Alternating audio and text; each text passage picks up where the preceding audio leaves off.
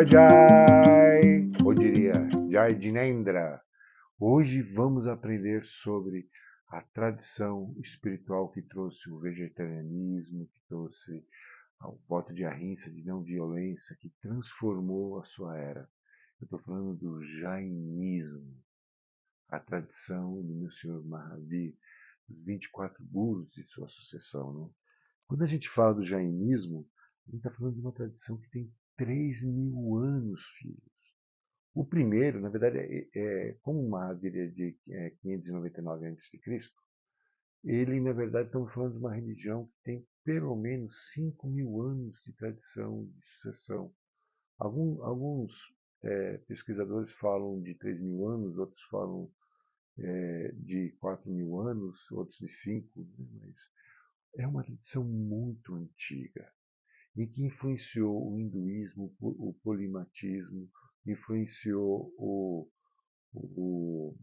o hinduísmo de uma forma geral, o budismo, as tradições que vieram da Índia foram influenciadas diretamente por Jainismo. E é uma tradição tão linda e tão desconhecida aqui no Brasil.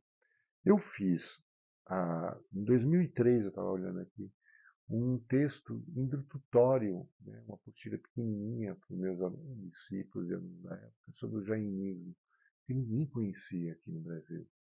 Então eu resolvi passar um pouco desse conhecimento para vocês, que é provavelmente a primeira religião a adotar o vegetarianismo de uma forma extrema, muito mais extremos que os nossos veganos hoje, por mais revolucionários que sejam.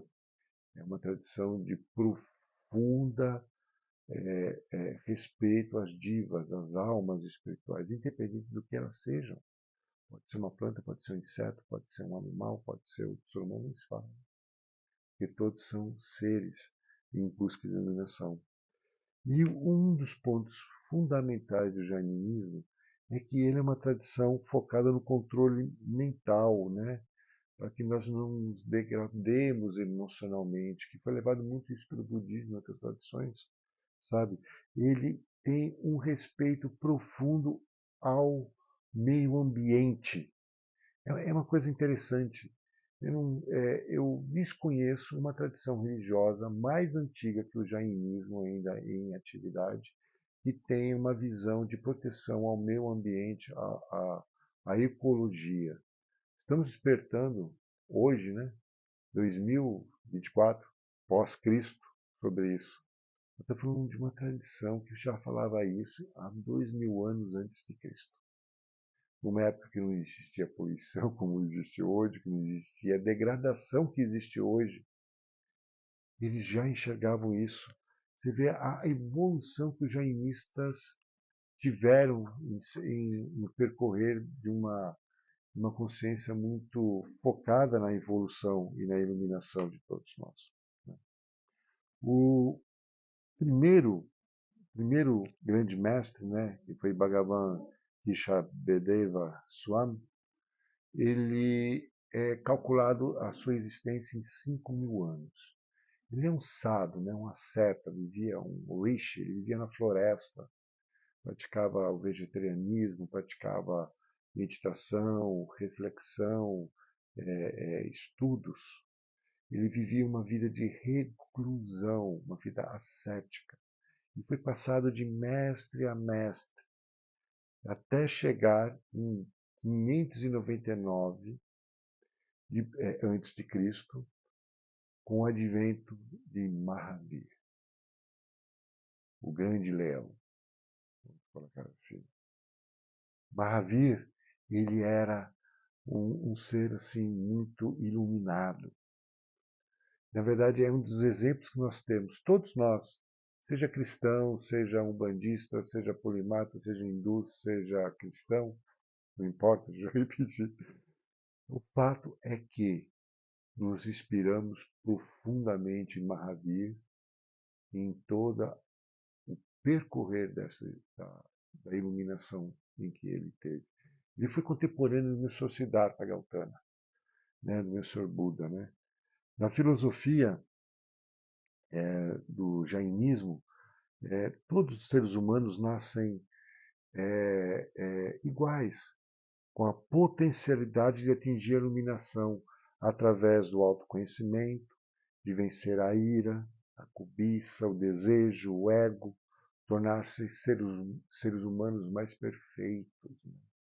O jainismo ele caminha sobre essa perspectiva, sobre sermos nós os responsáveis por nossa iluminação. Olha que coisa incrível que Mahavir veio nos trazer, que o jainismo veio nos trazer. Nossa responsabilidade e consciência, né? Sobre a questão dos animais que eu vou falar e do vegetarianismo que eu vou falar em outro vídeo, mais especificamente, o fato de ter a consciência de um ato de iluminação mais é, pleno, mais expansivo sobre nós, seres humanos. Mahavir foi o último, o 24º guru da tradição jainista. Ele foi um iluminado único, porque a história dele é muito parecida com o Buda, tanto que eles até se conheceram, dizem algumas histórias. Ele, na verdade, ambos eram príncipes, ambos se tornaram ascetas, ambos encontraram uma verdade espiritual, ambos eram casados, todos tinham vida, todos tinham uma vida de opulência, né? Vamos dizer assim. E essa busca de se tornarem seres de iluminação, ir além dos desejos, dos nossos medos, do nosso ego, de nossa dor, fizeram eles seres únicos, mestres únicos. Um exemplo assim especial para todas as religiões. O jainismo é uma flor de iluminação dentro da própria iluminação, eu sempre falo isso. Existem tradições que elas têm um refinamento muito mais amplo em nosso ser. E nessa conexão, nessa compreensão, nesse estado de consciência. O jainismo é, com certeza, uma das tradições a serem estudadas e compreendidas para nos conhecer melhor.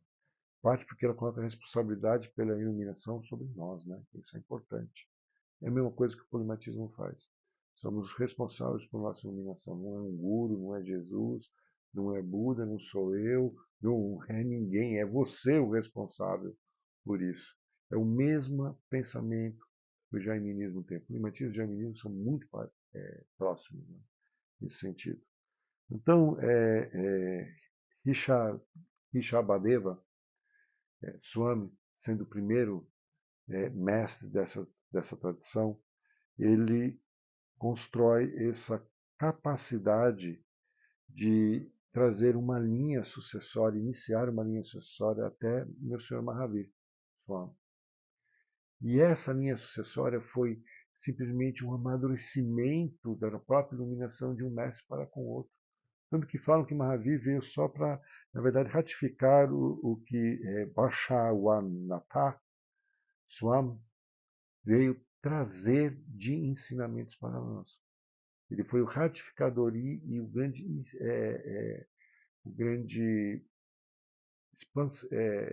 divulgador, né? A palavra é essa, divulgador do conhecimento que o jainismo tinha a nos conferir. Né? Vamos falar um pouco do Sr. Mahavir, o grande Mahavir. Né? Já falei várias vezes, nasceu em 599 a.C., então é muito antigo, né? Nasceu na região de Bihar, na Índia. O seu pai e sua mãe, ele era filho de um rei e de uma rainha, logicamente, né? De uma família real importante de Bihar, a realeza de Bihar. E nessa época sua mãe teve, enquanto grávida, tinha sonhos premonitórios, né? Visões. E os rishis, os mestres, os videntes, sábios da época, e ao falar os seus sonhos a eles, disse que, na verdade, ela daria a luz a um iluminado que daria a oportunidade de iluminação a todos os seres vivos. Que lindo. É como a história do meu Sr. Buda, né? Mas eu não vou contar hoje. Vou contar de Mahavir. Olha a beleza.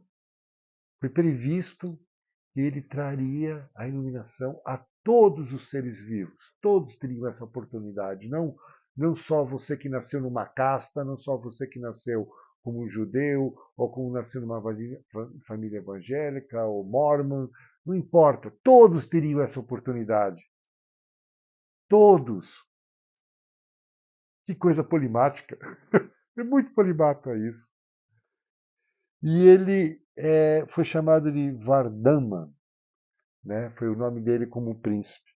Então, em toda a sua juventude, ele teve tutores. Ele tinha uma coisa que foi muito parecida com o que aconteceu com o Buda, né? E especialmente com Jesus Cristo, que a Maria conhece.